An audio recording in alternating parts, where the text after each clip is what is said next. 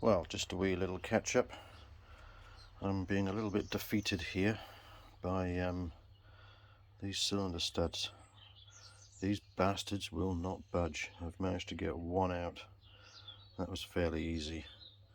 None of these suckers are moving, but they've basically got to come out. Not so much the ones on the outside, but the ones on the inside that have dowels which are damaged, rusted in. Those dowels have got to come out. I've tried taking the dowels out separately.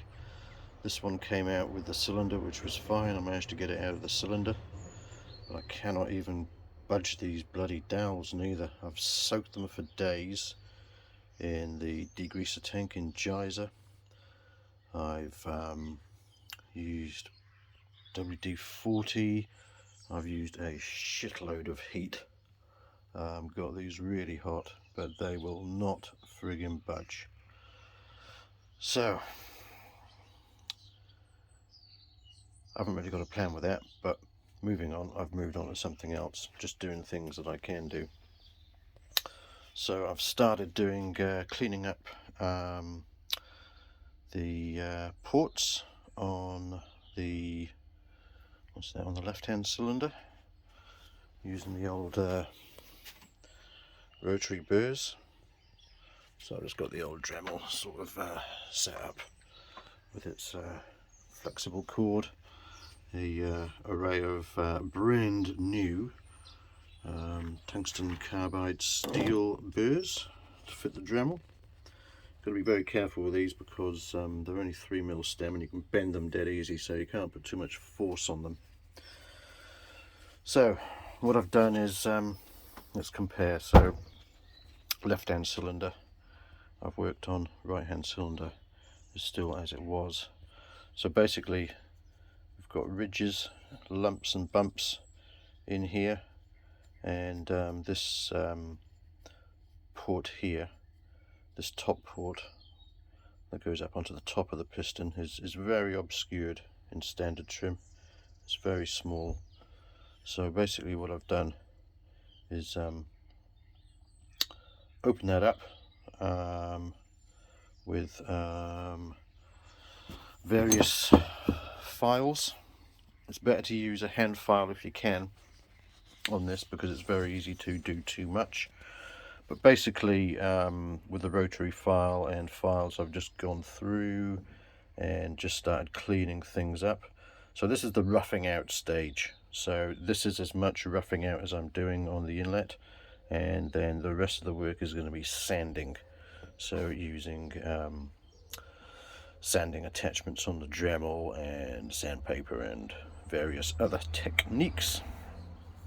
So then on the underside, I have started working on these ports. So just backing up a step, what I did is I spent an hour or two getting as much as the paint off these cylinders, especially in the ports, using the paint stripper, and it took quite a few goes to get to where we are. Paint is holding in here and here, and in the little nooks and crannies, even after lots and lots of soaking. So it's good standard Yamaha paint, and where it has been in the shade and not in direct sunlight is where the paint is still good, because UV attacks paint like nothing else. So where it's been hidden, the paint's still good and sticking to the aluminium, but where it's been out in the open in the sunlight, the paint has come off. So what I've done here is basically knife edged the bridge between the two ports in the roughing out, and again this is as much roughing out as I'm going to do, because you can go a bit wrong. I've gone slightly wrong on this edge here. I'm just taking a little bit too much out, but I'll sand that flat. And standard, you can see the bridge is a right mess. It's really messy, and that is quite a large obstruction to smooth gas flow. So with this, your gas flow knows where it's going to go down each port, and you will have a lot less turbulence in this area as the gas is forced up these ports. Compared to here, you'll get a lot of turbulence around the bridge area. Now, once I've done these, I will have to go back to the upper crankcase, and so these transfer ports sit in here each side, so then I will have to match this edge to where the new outer edge of the transfer port is, and as standard, so if I just put the unmodified one on here, sit that cylinder down on there, so you'll see if I turn it over, you'll see that even on standard there is quite a step.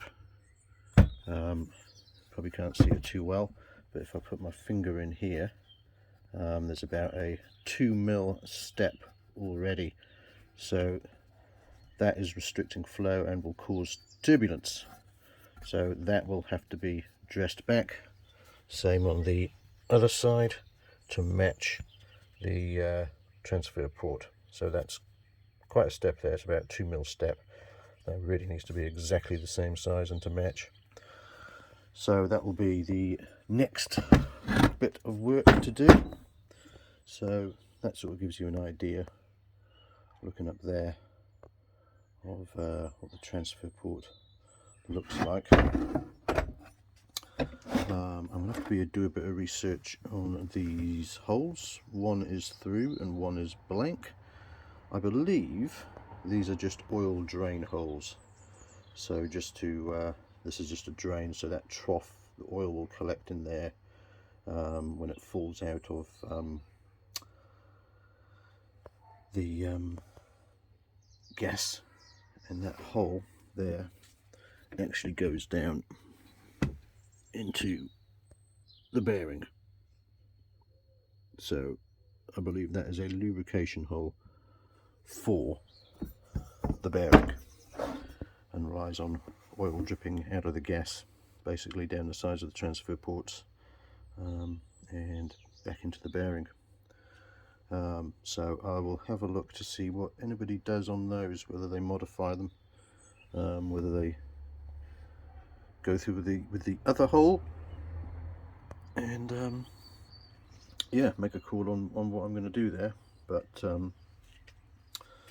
yeah, these studs are peeing me off a bit, but oh well, I'll just have to soldier on, just have some patience, just keep trying, and they will come out eventually.